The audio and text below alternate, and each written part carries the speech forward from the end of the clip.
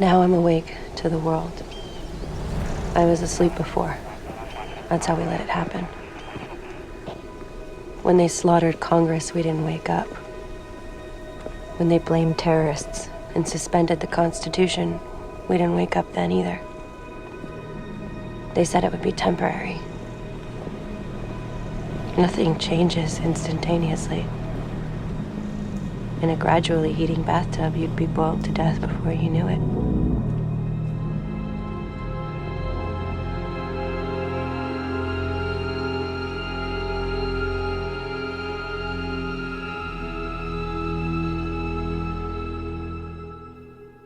Hello. This is Rumble with Michael Moore, and I am Michael Moore. And we are listening right now to the soundtrack from the series The Handmaid's Tale. If you haven't read the book by Margaret Atwood, if you didn't see the original movie back in the 80s, or if you haven't watched the series starring Elizabeth Moss on Hulu over the last maybe 4 years, it's never too late to start.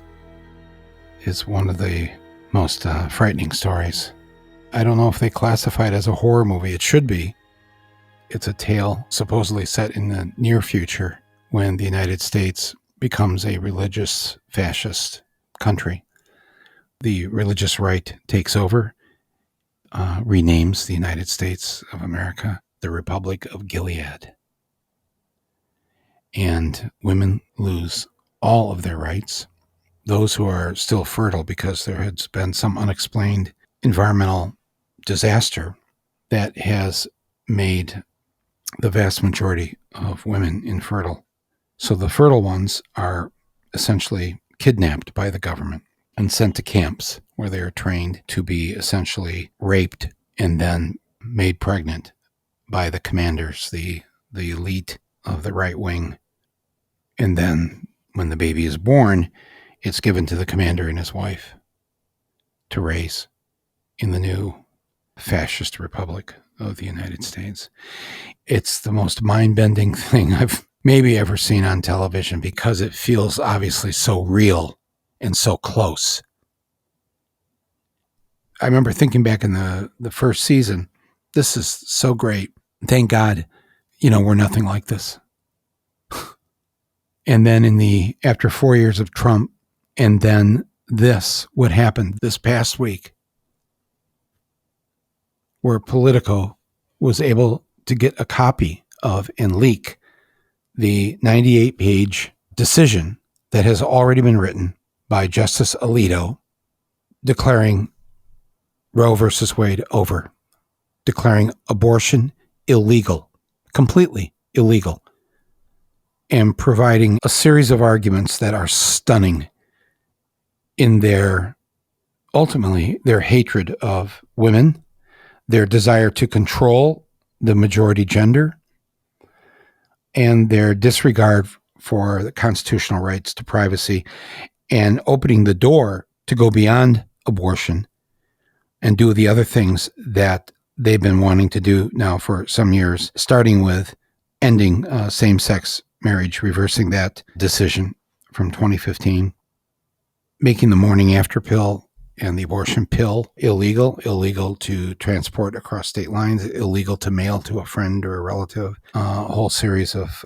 things that they've already, state legislatures in Tennessee, Louisiana, Oklahoma, Texas, they've already started working on these. They've already started passing bills.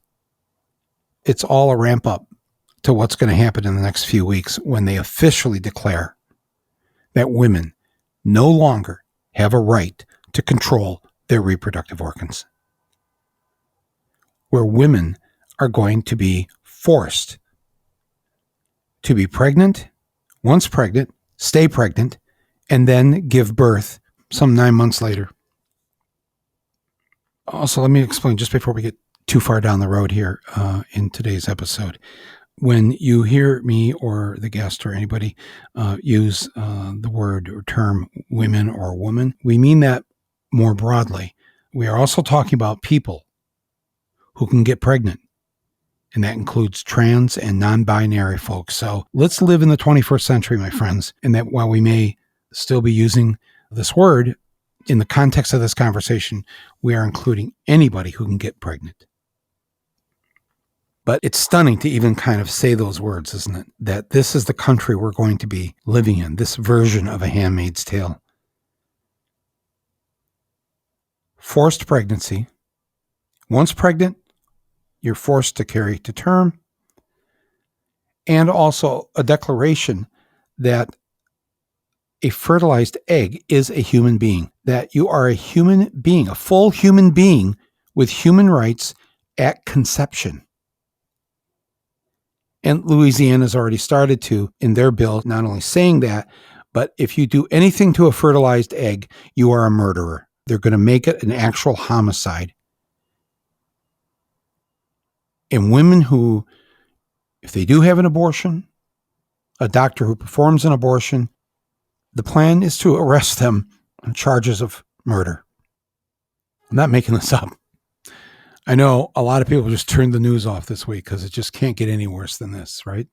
But I don't think that there's ever been a Supreme Court decision that has removed an actual right, a right that we as Americans have. And that's what this decision is going to do.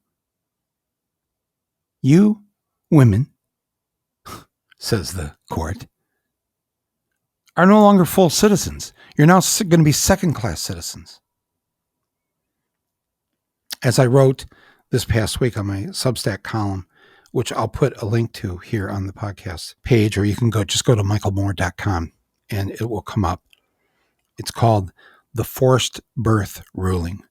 And I lay out my reaction to what the Supreme Court has done. I really, if you haven't read it, I'd love for you to read it. It's free. There's nothing behind a paywall. On the Substack, if you want to subscribe and donate to our work and the things that we're planning to do in the coming year, thank you. You can do that, but you don't need to. Honest to God, I'm trying to think of a time during my lifetime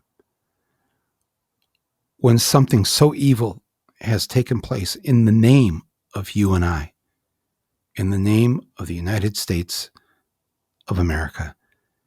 And there's been, believe me, there's been a lot of instances I could cite, a lot of events.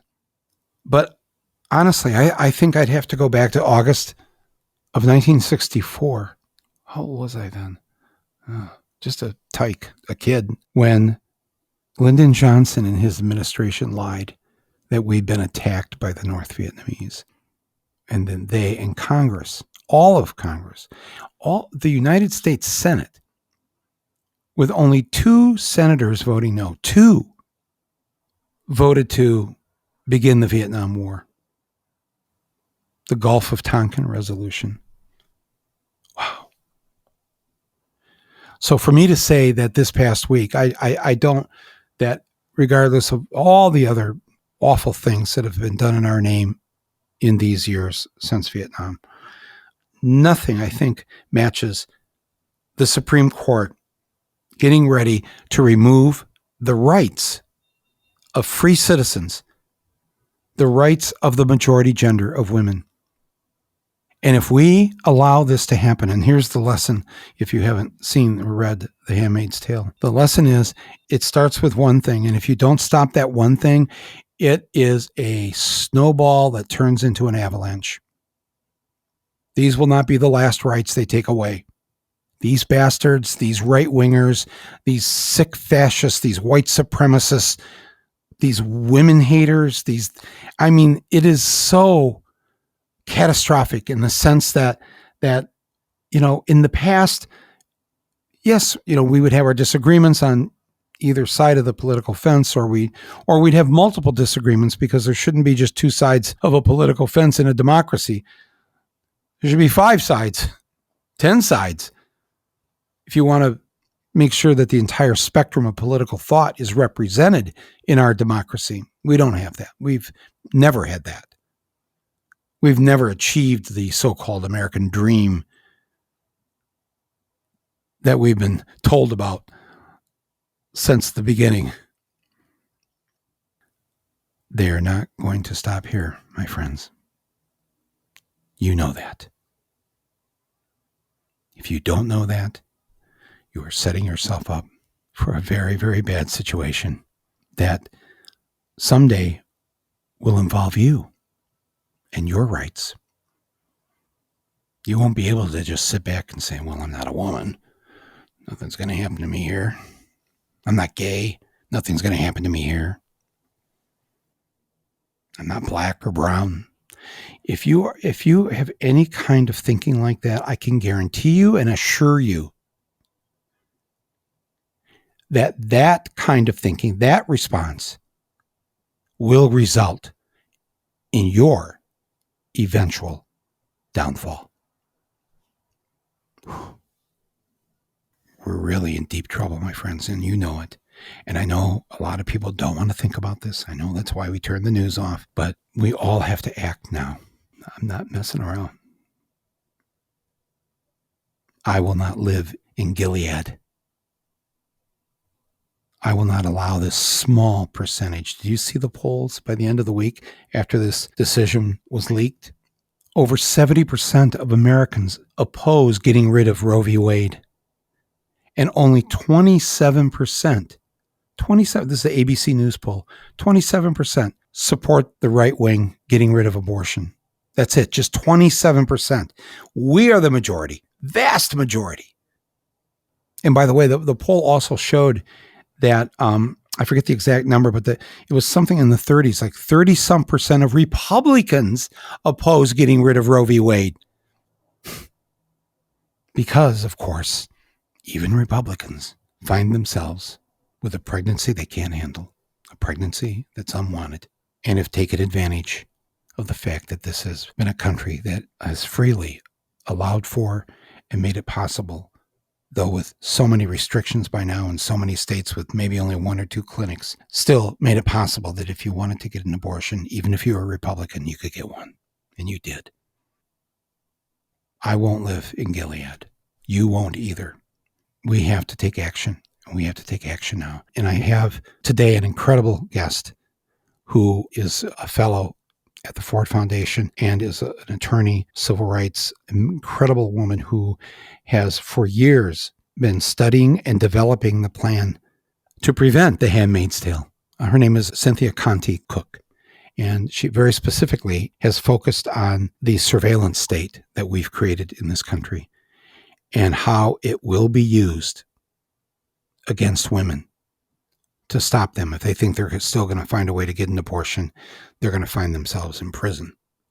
And she will be my guest here in just a few minutes. And we are going to talk about the real life Handmaid's Tale that's already in existence.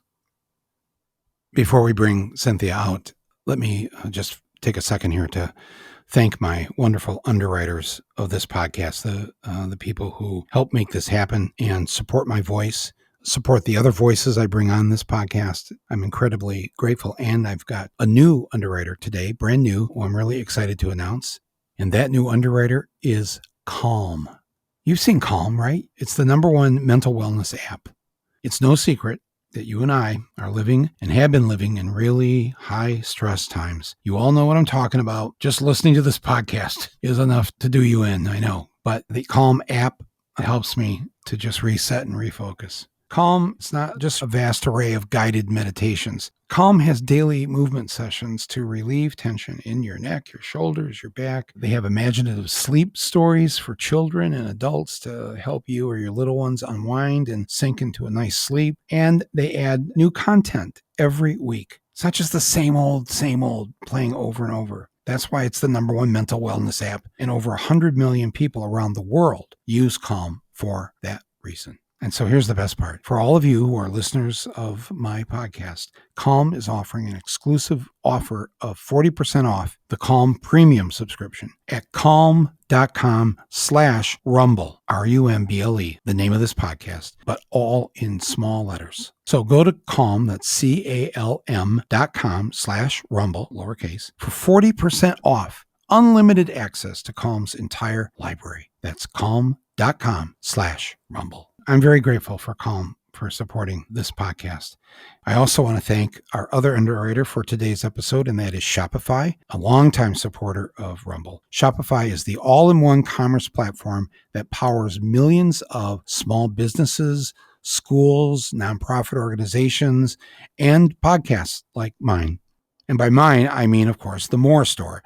So with the help of Shopify, I launched this store, this online store, last year as a way to raise money for causes and issues and things that I believe in. So when you buy a Rumble hat or a mug or a sweatshirt, a portion of the proceeds goes toward bringing civics back into our public schools and ending voter suppression. So whether you're trying to start a new business, whether you're trying to grow your existing one, or you're trying to raise money for your school or nonprofit, Shopify has the tools and the resources that make it easy for everyone to succeed anywhere around the globe. So more than a store, Shopify grows with you, and the possibilities are endless. So don't wait. Go to shopify.com/rumble. Rumble is all lowercase, for a free 14-day trial and get full access to Shopify's entire suite of features. Grow your business with Shopify today. Go to shopify.com/rumble, all lowercase on Rumble. Go to them right now, shopify.com/rumble. So on to our episode here today. Cynthia Conti-Cook is an award-winning civil rights attorney, writer, speaker, and researcher. She is currently a technology fellow at the Ford Foundation, working with the Foundation's Gender, Racial, and Ethnic Justice team, where they study the expanding use of surveillance technologies against immigrant communities, as well as the potential use of technology to criminalize people who seek or aid abortions. Such important work right now. Before doing this, she was a civil rights litigator and a public defender for the Legal Aid Society of New York, where she pioneered a first-of-its-kind public database that tracks misconduct by the New York City police officers. Thank you for that, Cynthia. Her work has been featured in the New York Times, the American Bar Association, and The Intercept, and she has earned several awards, including the 2019 Legal Rebel Award from the American Bar Association. Please, everyone, on this very important episode in this very important week in the life of this country, please welcome Cynthia Conti-Cook. Thank you, Cynthia, so much for coming on my podcast today. Thank you for the invitation. I'd seen you on CNN, and at the end of your interview, I was so moved, and I learned things, but it really also shook me to my core a bit, because while I and most of the people I think listening to this know that we have grown into a surveillance state that is often run by police who are often not trained to be on the side of justice, even though that they're part of the justice system.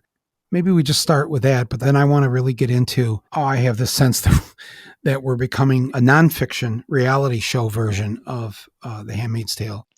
Well, thank you for that jumping off point. I actually wanted to go back to when you spoke about how the people who get pregnant are 4/5 human because they're sort of taking 1/5 of their organs and controlling them, their reproductive organs. But really, we have to start understanding how the reproductive organs are part of the whole. I think the same is true for reproductive justice, right? Reproductive justice is also indivisible from all other forms of justice and all other forms of the types of integrated support systems we need to make conditions conducive to life on the earth that we live on. And so I just want to start by saying that the right to decide whether or when to have a child is essential for social, economic, and racial equality, reproductive autonomy, and the right to determine our own futures.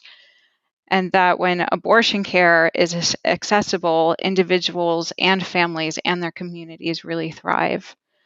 And it's the right to maintain bodily autonomy. And what I really want to talk about today is the ways that going forward, we have to start really integrating the idea of bodily and digital autonomy together. And there's many people out there who've been sort of saying this for a long time. But going forward, we have to think of our digital devices and the data that they are leaving everywhere to be vacuumed up. We have to start thinking of those things as extensions of us and extensions of what can be commodified from us. And therefore, we have to really embrace the idea that in order to have bodily autonomy, we also have to have more control and ownership over the data that is being extracted from us, not just to create things that advertise the right, yoga pants back to us, but also realize that the data is being extracted from us so that other kinds of corporations can create tools based on our data that they then sell to governments to use against us, like all of the biometric technology, the surveillance technologies, and many other things. And, then when we try to find out about how those tools work, they call it trade secrets. And the combination, the really toxic triple threat of police secrecy, corporate secrecy, and algorithmic secrecy together means that the landscape of the world we're living in terms of the digital tools and their ability to take information from us, they're very sophisticated in a way that they definitely were not before the 1970s. Right. I mean, already in just the days after the release of this by Politico, of the news of what the Supreme Court is planning to do, state legislatures and governors, they've already signed bills this week. Yes. Regarding the abortion pill, that if you even attempt to mail it to a friend or a family member, you risk being arrested. The criminalized economy. Wow. Just from what I saw in these bills and these things that they plan on doing in these states of collecting information, surveillance, they want to know who's even thinking about having an abortion. Will you just explain some of this? Because when I heard you on CNN, I had not thought about just how deep of a dive this is going to be on the part of our so-called law enforcement, especially in communities that are poor, are of color. And the way you described it, it wasn't like you were trying to whip everybody up. Hey, make sure you go vote this November. You were just plainly stating the facts that you have spent years researching and advocating against or for. Can I just turn it over to you and just have you explain just how serious this is, and that it already is? It's not something that is going to happen in a few months or a few years. That's right. That's right. It is the future that is here. And the thing that I really want to emphasize is that while this feels new because the leak this week really electrified the way that we're all paying attention to this, but it doesn't make it new. This is actually a trend that's increasingly been happening.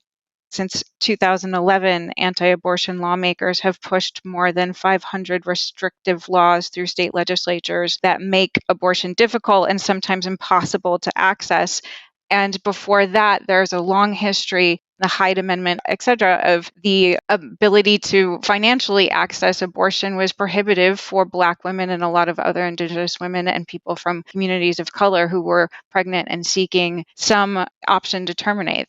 And so this is not new. The national advocates for pregnant women and organizations like If, When, How have actually been documenting and broadcasting to us for a long time that pregnant people have been charged with murder for conduct related to or accusations related to the termination of their pregnancies. This is happening. There was a woman in Indiana who was charged in 2015, I believe, and another woman in Mississippi in 2017 who was charged for murder when she arrived at the hospital with a stillborn fetus. This has happened.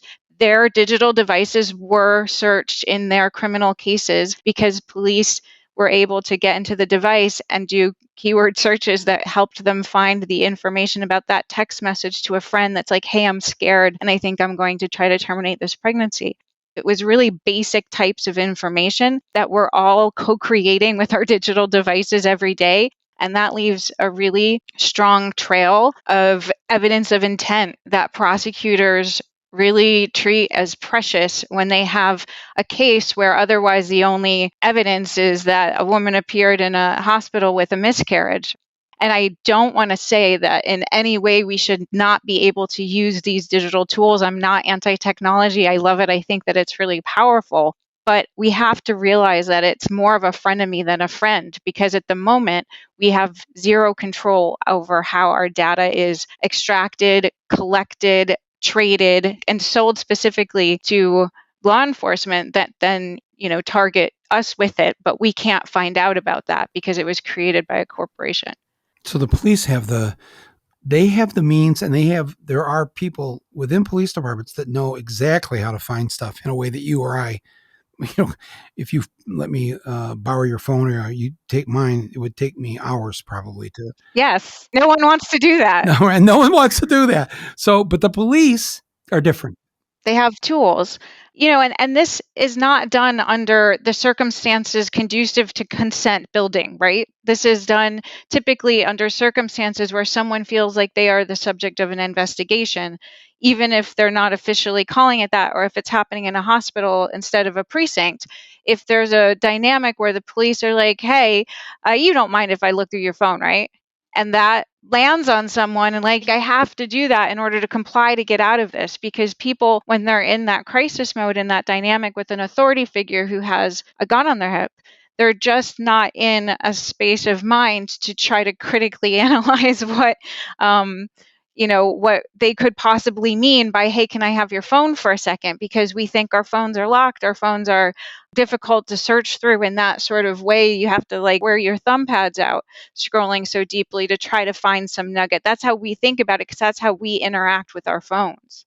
We interact with them like what we see on them is what there is, but there's mountains. There can be months and years of data, depending on your settings, about where you've been, about who you're in contact with, about what you've searched for on the internet, and about what websites you visited. And if you do anything in addition to that, like have apps that you're diligently tracking your menstrual cycle and all of your symptoms around it, then that is just more data that you are gifting out into the stratosphere that's being, sucked up by data brokers and traded. And you can bet that if there is a market for law enforcement to investigate people for whether they have ever formed an intent to have an abortion or to terminate their pregnancy, there's going to be companies that try to fill those markets and create tools based on our data that is sold to law enforcement to help them investigate those. Because we know that about every other type of crime, whether it's sex work or it's drugs, everything that relies on the dark web to sort of move around. And now we're also talking about gender affirming healthcare and medical marijuana and many other things, right? This is not just about it is absolutely in this moment all about abortion. However, it is also going to impact many more people in many more spaces. And yes, that sounds like gloomy and awful, and it is, but it is also a really good moment for solidarity. Well, yeah, we need to know this, Cynthia, because if we're ignorant, if we're in the dark about it, we're not going to be able to fight it, and it'll be too late. We need to do something about this years ago. Another example is, a couple friends of mine who, after 9/11, Arab Americans, very afraid to go and look up anything about, never use the word terrorism, never use, Yes. anything. And all they wanted to do was find out what's going on. Mm-hmm. That's it. They just wanted to find out what's going on, not breaking any laws. And all of a sudden, they get a knock at the door. Yep. And we just want to ask you a few questions. Oh, don't worry. Can we come in? You got to give them permission to come in because they don't have a warrant. In fact, for the cops to take your phone and to do a search in your phone, don't they have to have a warrant? There's only one state where police are required to get a warrant to get into your digital device, and that's in Michigan. And the reason that they made the warrant requirement is that I think it was recognized people cannot conceive of the amount of consent that they are granting to police when they hand their device over. And by the way, it's not just police who have these digital forensic extraction tools. It's also immigration agents, and it is public schools, and many other state agencies use them and are equipped with them. And by the way, they're quite expensive. And by the way, you have to hire someone to run them and also update them every time any device that you want to analyze is going to be updated. So it's an expensive endeavor. So you can be sure that they don't just reserve these tools for the moments when they have a serious violent felony. They use them all the time on every case where they can use them. And there's a tech policy organization called Upturn that has issued a fantastic report called Mass Extraction about the depth and the breadth of they call it the mobile device forensic tool, and the amount of them that there are out in the country, how unregulated they are, and how expansive their use is without any restriction. So for example, in Wisconsin recently, there was actually a case where a man's phone, his digital device, was extracted for an investigation of a crime that happened in County A, and he consented to allowing it to be used for that purpose, and they extracted the information. Nothing happens. He's not arrested. 3 months go by, and a different sheriff's department in a different county investigating a different crime. The court said it was allowed to use the data from the other case in that new case, even though that was not the purpose that he submitted it for. And so it's really important to understand not only like how much of this hardware there is out there, but also how much digital evidence they have already taken, how they are just storing it somewhere, and they have, at least from their perspective, no restrictions on how they're allowed to share it and use it. This is just amazing. I'm a little stunned by the fact that Michigan is the only state that actually requires a search warrant when it comes to the phone. Why Michigan? Amazing advocates.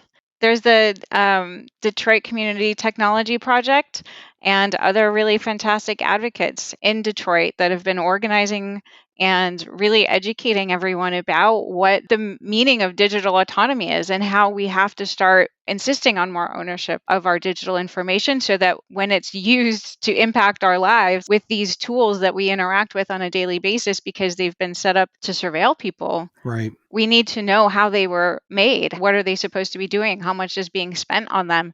And between the opacity of the procurement process and other instruments of corporate secrecy like trade secrets and the expansion of intellectual property, we have a situation where it's going to be more and more difficult for us to insist on information that we need in order to truly understand how our government is involved in patrolling us.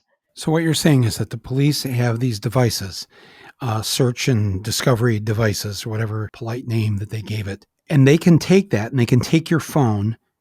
Can they do something just as simple as search for any time you might have typed in the word abortion?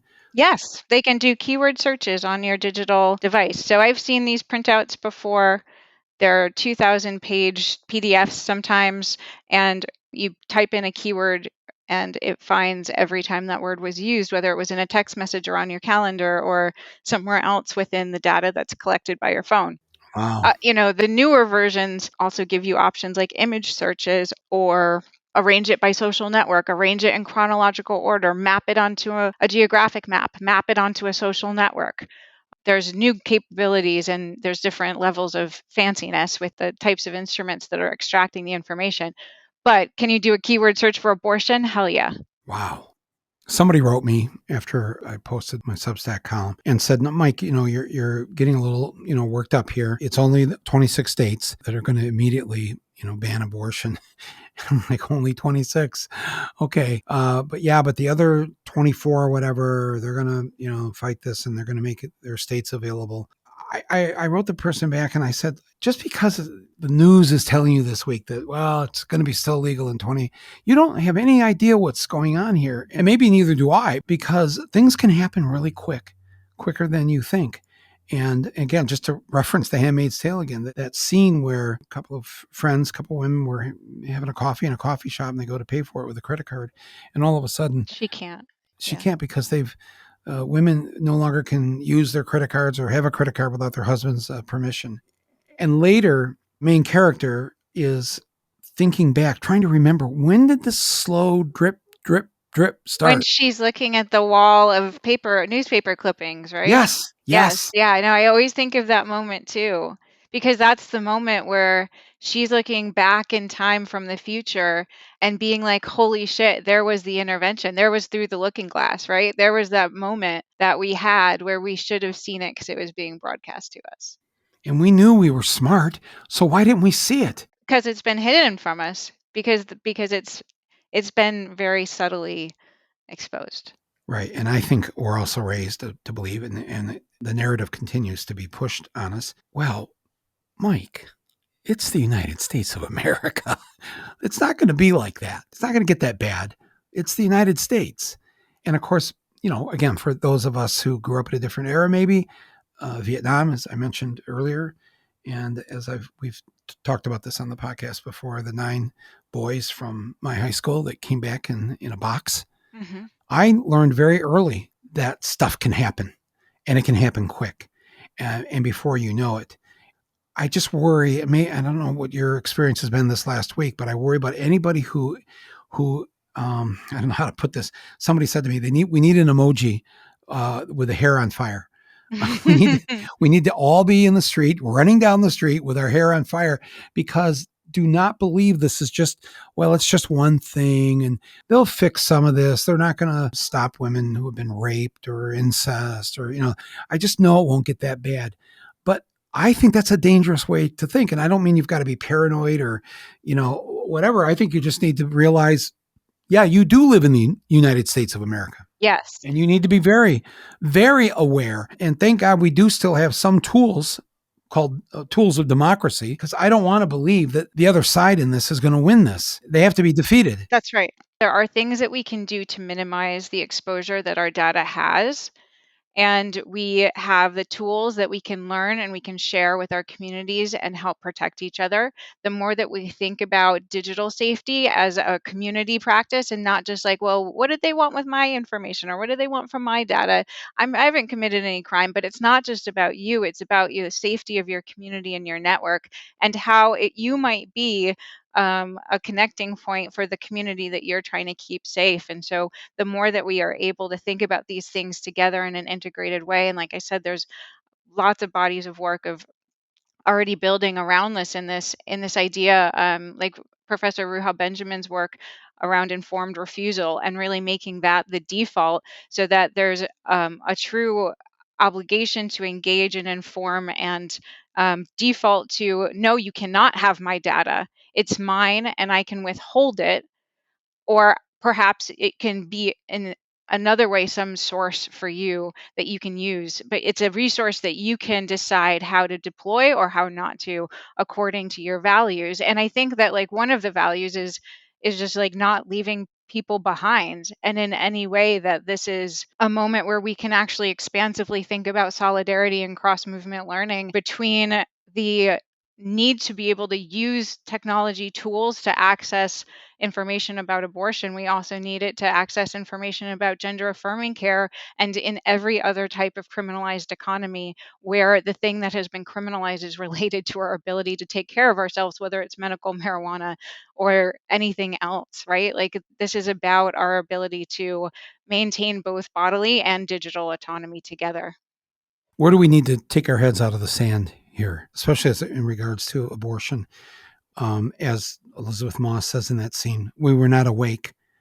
And then she says, but I'm awake now. Yeah. But I don't want to wait. I don't want to wait till that moment that we're finally awake. I think that needs to happen quickly. Yeah. What do we do here now?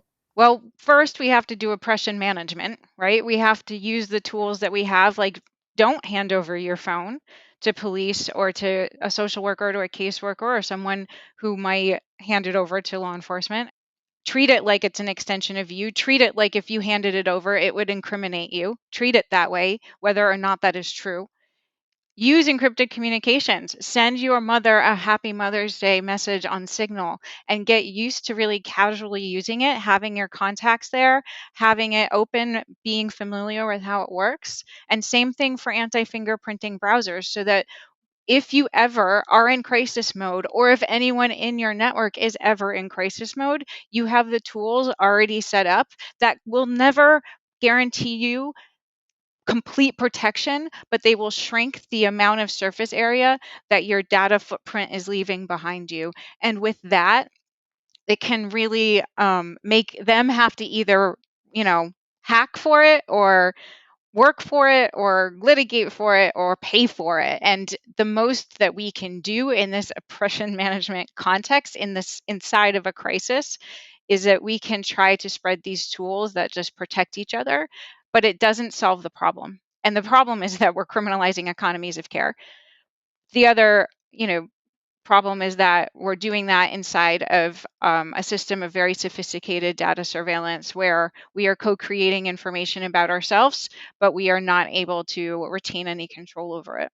I mean, I've never given Apple my fingerprint.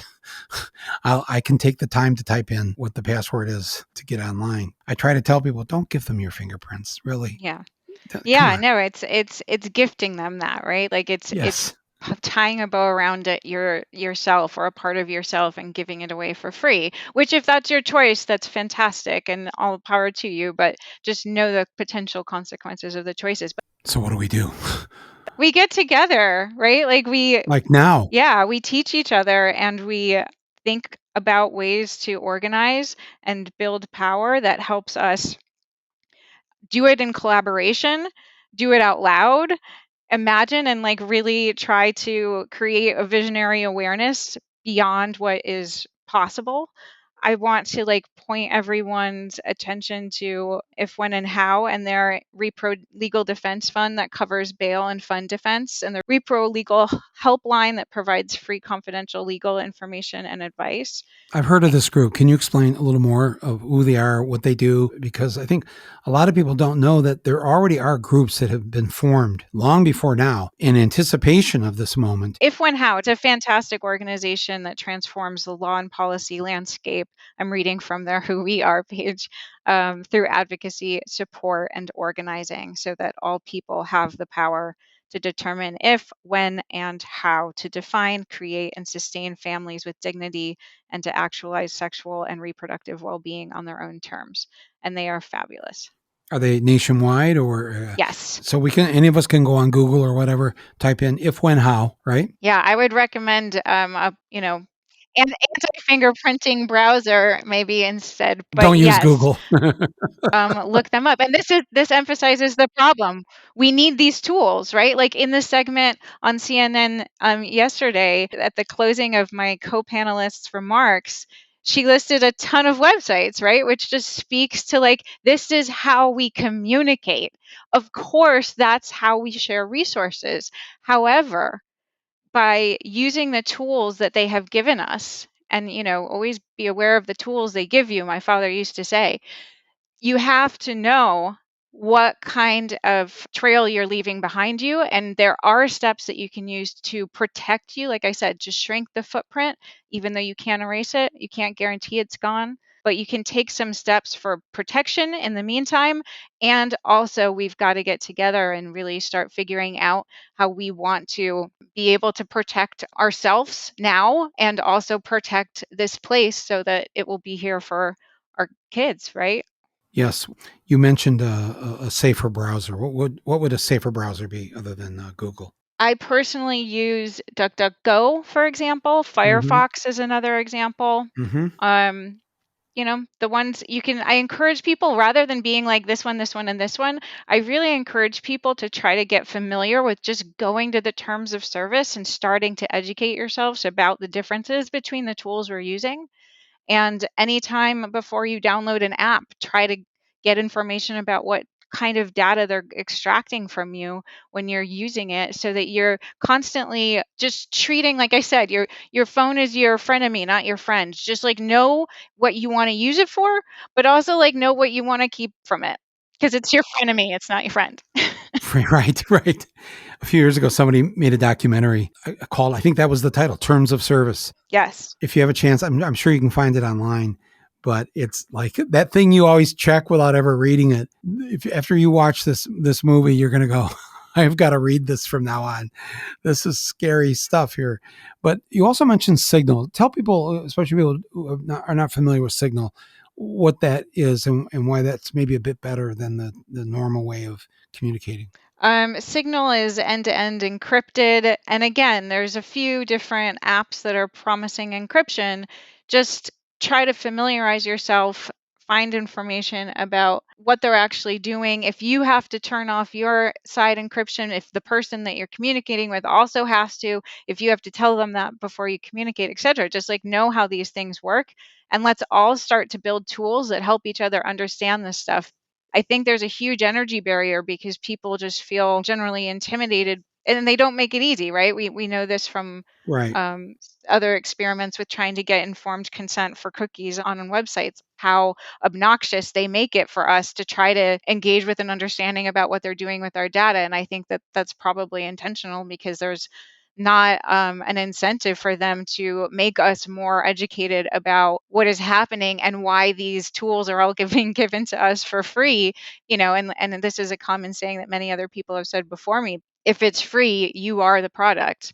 And we have to understand that as technology tools expand from just being about collecting our data to use in advertisements that target things back to us, there are entire cities that are investing in infrastructures to create data extraction tools, whether they're Bluetooth beacons or other types of data collection devices. It's being referred to as smart cities, right? But what we know about the ways that these expansions are happening is just the way that they've taken our data to build things to advertise to us. They're also taking our data to build things to advertise to these cities, and taking the data from the city infrastructures and using that to sell other cities things. And so we know that there's a deep market, and we know that there is very advanced technology, but just because it's advanced, I don't think means it's progress. And so I think we just need to be more engaged in how we really want technology to help us progress, and not just, serving this corporate drumbeat. They're going to need this technology. In their perfect world, they're not thinking 26 states only where it's going to be illegal to get an abortion. They have a whole scope, these different right-wing groups, of what they're hoping to do. They're not going to be satisfied till all 50 states are made this way, to where it will be illegal to even think about going to Canada or Mexico to terminate a pregnancy. That's right. They're going to figure out some way, if they get the seats that they need in Congress and the Senate, so we can't mail a morning after pill or anything out to each other. Yes. You can't deliver it across state lines to a friend, a family member. So if you're wondering, why are we focused on the surveillance state? It's that the side that doesn't want to let women have control over their own lives and bodies, they are going to work very hard. And they work hard. They work harder than we do. And that's just, I felt this way for a long time, that they are relentless. They are relentless, and they are going to look for ways and find ways so that any corner we think we're going to cut in order to have our freedom, they're not going to have to worry about putting up the wall on the Mexican border. They're going to put up legal walls that will have them arresting anybody who is trying to get away and believe in something different other than a fertilized egg as a human being. And they've already said, I've seen them on TV. They're so emboldened this week, Cynthia. Yes. Up next in the batter's box is same-sex marriage. Yes. They have a long laundry list. Yes. And I think what you're saying is we all need to get wise and get smart, learn about these things that we need to do to figure out how to protect our privacy and how to have our freedom. And right about now, somebody's saying, well, why aren't you talking about the November election? So I don't know if you want to get into that, but it seems like if we had better senators and if we had a protected House, and if our state legislatures were such that they truly represented what the American people want. Again, 70% of the American people do not want to get rid of Roe v. Wade. Only 27% do. So what about electoral politics and trying to fix things that way? I actually want to bring it back to what you said about just visioning, because I think what we have the opportunity to do, and going back to that moment in Handmaid's Tale where Elizabeth Moss is staring at the newspapers on the wall, and she's going back in time out of the fantasy future that had been created, and she's realizing this is the moment, and this is the moment I should have focused my mind and tried to intervene. And I think that focusing on our imaginations and getting really open to the idea of thinking about how we can create really clear, strong, solid protections for our bodily and digital autonomy that don't rely on having the right constellation of justices, etc. I think that, yes, we need to do a huge amount of work to prevent these protections from falling to the wayside, but we also, at the same time that we're thinking about these protections, for now, we also have to think about how do we really ground these protections into what we want to see going forward in a way that it doesn't oscillate so drastically based on who is in power.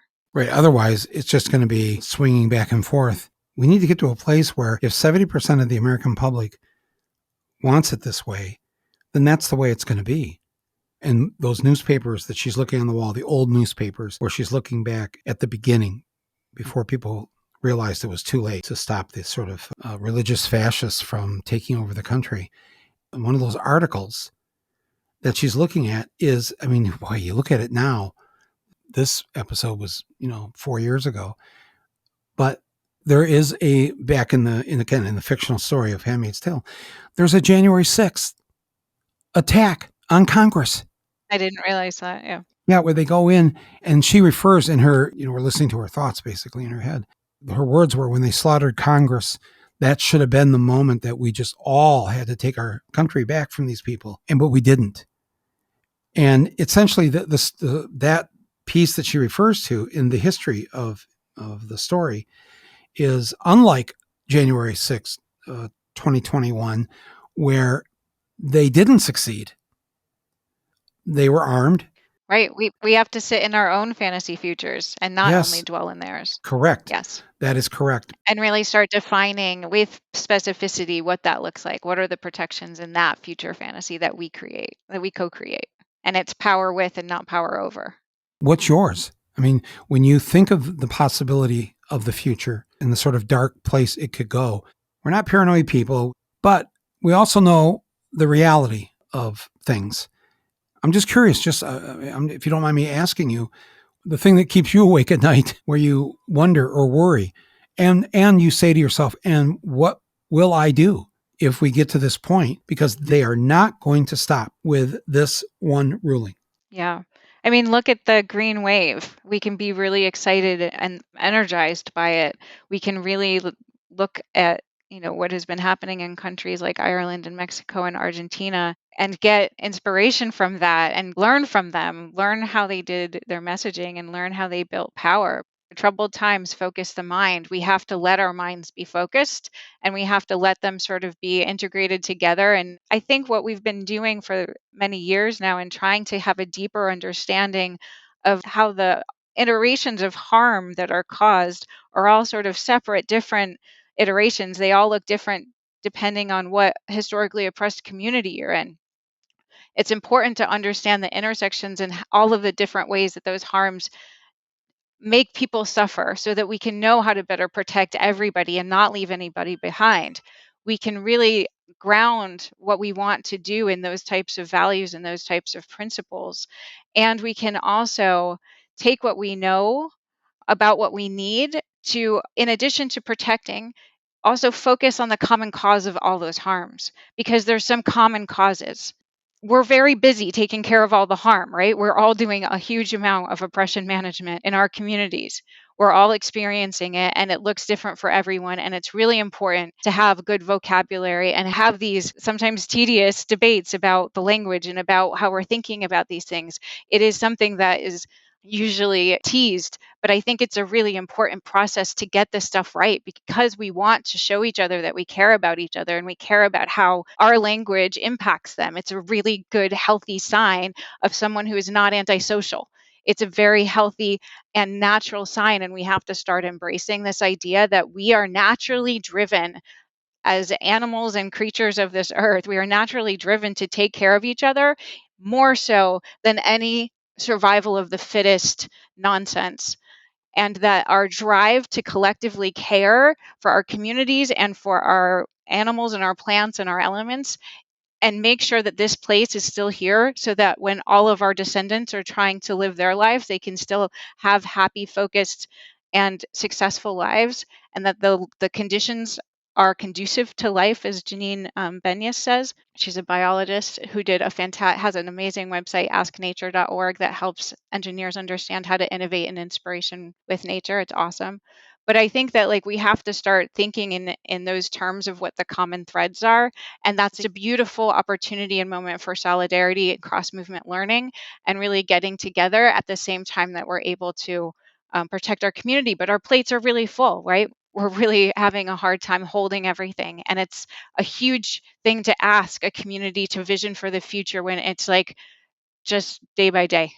I'm really inspired listening to your description of this and what we need to do. It doesn't seem impossible to me. It doesn't seem like all is lost. No. I keep reminding people there's more of us than there are of them. Do not despair here. We still live in a democracy. There are things we can do. And the things that you're suggesting here are so powerful. It is a natural thing to want to have each other's back. and to understand that we're all in this together. Yes. And that we're either going to sink or we're going to swim. And I think most of us don't want to sink. I guess I'm urging a sense of urgency that this isn't something we're going to think about for 5 or 6 years. This is something that we need to think about for 5 or 6 minutes. And when Cynthia said green wave, she wasn't talking about the Green New Deal. Look it up. Yes. But other countries have figured out how to fight back. Yes. How to push back against this sort of right-wing insanity, against hatred. But it requires true interconnection, right? Recognition of, as Thich Nhat Hanh would say, of interbeing, of seeing the interbeing of each other in each other, and bringing that to be the value around which we do everything else, and having that unification be not just the destination, but it's the journey.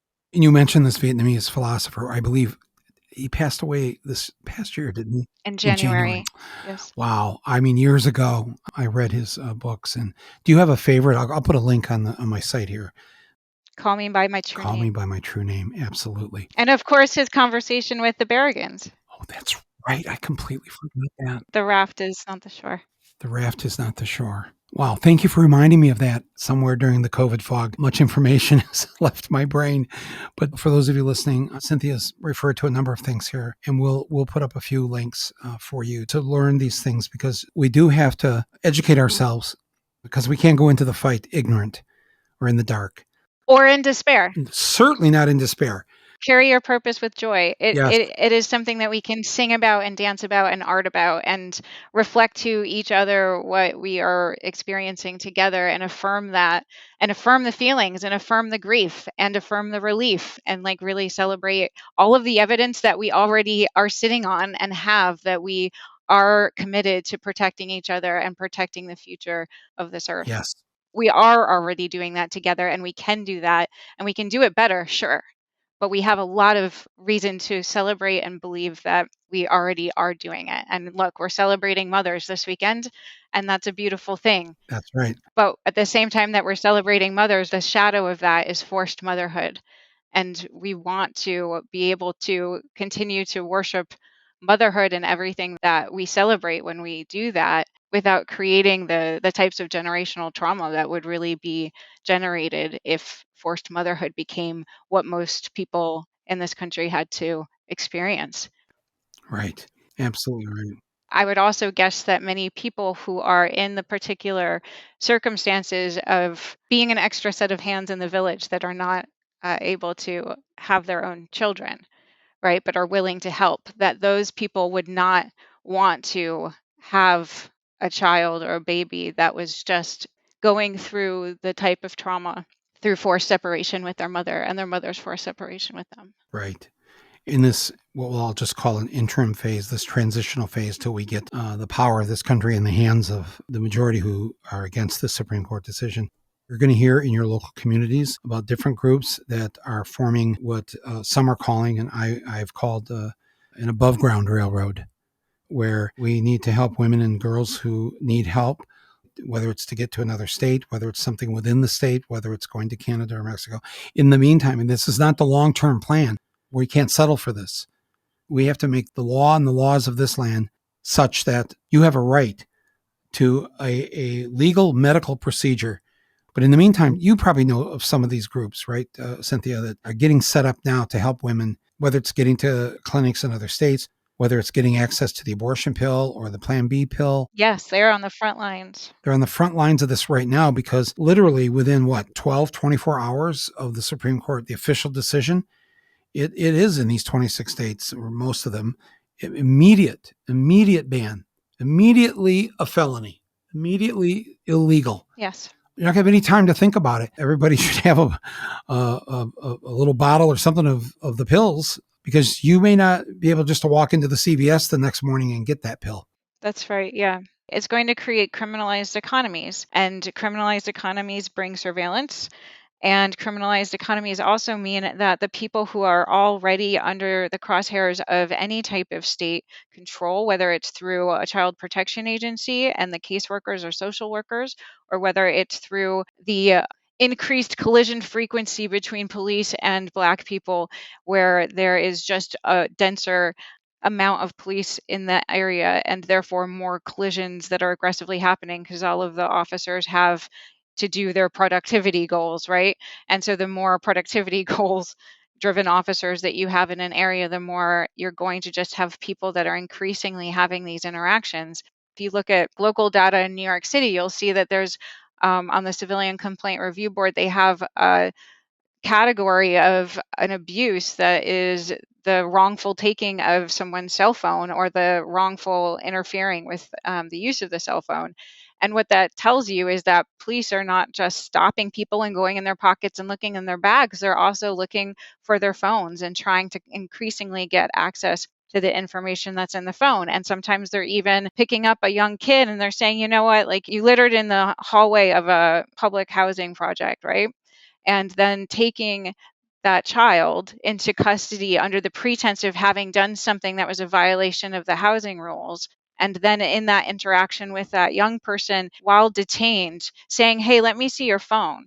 Let me see your phone and see who's in your social network. Who are you Facebook friends with? Show me this, show me that. The people who are going to suffer the most from these increasingly criminalized economies are going to be the Black people and the other people of color and pregnant people who are historically oppressed and already in the crosshairs of law enforcement. That's right. Or some other type of state control.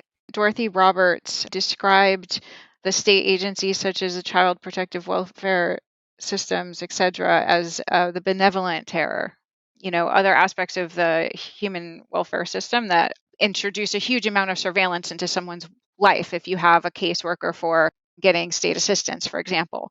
And Virginia Eubank's book, Automating Inequality, is a fantastic resource to learn about this. When the state has you in their safety net, there's a lot of opportunities they create for surveilling what you buy, where you go, who you're in touch with, who's your contacts, etc.